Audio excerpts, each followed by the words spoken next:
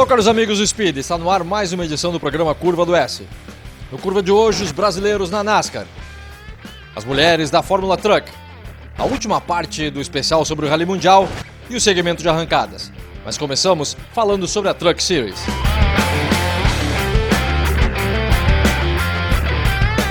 Em Darlington, a presença dos dois brasileiros terminou sendo salgada. Miguel Paludo se envolveu num acidente na primeira volta, a 27ª posição para ele, e Nelsinho Piquet mais tarde, o 32º, se envolvendo em alguns acidentes.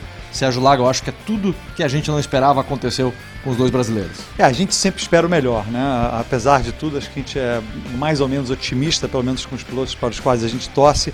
Agora, caso por caso, o Miguel Paludo ele foi atingido no início da prova, acho que primeira ou segunda voltas, infelizmente ficou para trás, mas vindo de uma maneira positiva, eu acho que é um aprendizado. Ele conseguiram recuperar o carro dele, voltou algumas voltas para trás, voltou lento, foi perdendo volta a volta, ficando um pouquinho para trás, mas sobreviveu. Ele concluiu voltas, o que é importante para o desenvolvimento do piloto, e no final, com vários acidentes, inclusive o do Nelsinho, ele acabou terminando na 27ª posição. Por ficar na pista, acabou ganhando 5, 6 pontos. A gente conversou sobre isso depois da corrida. Faz parte do automobilismo você se envolver em acidentes no começo. O chato para o Miguel Paludo, Sérgio, aqui pela segunda prova consecutiva. Ele teve bom desempenho em Daytona, o quarto colocado, na prova que começou a temporada, depois se envolveu no acidente em Phoenix e agora outra vez na primeira volta, primeira curva, se não me engano, no acidente em Darlington, ou seja, 2 resultados negativos. Não deve ser fácil assimilar isso. Faz parte sim, faz parte do acidente, faz parte do automobilismo, mas o azar continua com o Miguel Paludo. A única coisa que eu vejo de uma maneira diferente, a prova de Phoenix é essa prova, porque na prova de Phoenix ele estava com um desempenho ruim. O carro não estava andando bem, ele estava lá para trás, ele estava tentando se recuperar. Ele ficou uma volta atrás logo no início da prova e basicamente ele rodou durante toda a prova. Ele deu uma rodada, ficou para trás, mas o carro estava ruim. Nessa prova, realmente não dá para dizer se o carro estava ruim ou bom, porque não deu para usar. Nos treinos ele estava forte, nos treinos se classificou entre os 15 primeiros para a largada, foi 10º no segundo treino, mas não dá para dizer. Então acho que é diferente, porque é um acidente de corrida e acidente acontece. Não dá para falar o carro tá uma porcaria e não dá para coçar a cabeça por isso. Por outro lado, Nelsinho Piquet largou na 13ª posição e ficou ali sempre naquelas posições intermediárias, até também teve uma péssima parada, uma das paradas nos pits, ele perdeu várias posições. Na tentativa de recuperar essas posições no meio da prova, ele terminou tocando num carro de um adversário, furou o pneu e foi para o mundo, e daí foi ladeira abaixo para Nelsinho. Isso que deveria saber, mas não ficou claro para mim se ele furou o pneu e acabou tocando ou se ele foi resultado de um toque anterior, mas o fato é que ele furou um pneu. O fato é que o toque por si não teria sido suficiente para tirá-lo da prova ou para que ele conseguisse um mau resultado. O toque, e aí no caso do Nelsinho foi outra coisa, foi aquele momento infeliz, ele não estava andando, não estava galgando posições, mas estava se mantendo ali, então a gente nunca sabe no final o que vai acontecer. Ele está ganhando experiência, possivelmente no final poderia recuperar posições como fez em Phoenix. Mas foi aquele pequeno incidente que foi gerando uma coisa depois da outra, e o segundo incidente a suspensão já estava entregue, ele já estava sobrevivendo lá atrás. A equipe tentou no final recuperar o carro, pelo menos para voltar e terminar a prova, não foi possível.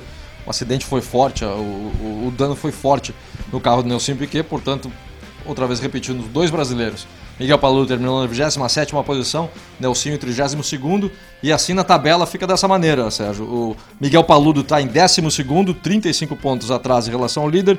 O Nelsinho Piquet é o 23º, 51 pontos atrás em relação ao líder. Em relação aos 10 primeiros colocados, o 10º colocado, por exemplo, o Miguel Paludo tem uma diferença de 10 pontos em relação ao 10º, enquanto o Nelsinho Piquet 26 pontos em relação ao 10º colocado. Não é o fim do mundo, mas eles têm que começar a dar a volta por cima. Estamos no começo da temporada, terceira etapa, depois vai ser a prova de Martinsville, mas está na hora de recuperar. E que fique claro, não há o chase na Truck Series. Então a gente está falando de campeonato de ponto corrido, e o que você está falando, eu sei que você está falando, é uma questão de referência apenas, porque a primeira temporada dos dois chegarem entre os 10 primeiros, ótimo, entre os 5 primeiros, melhor ainda. A gente não pode esperar que nenhum dos dois se torne campeão na primeira temporada. Se acontecer, maravilha.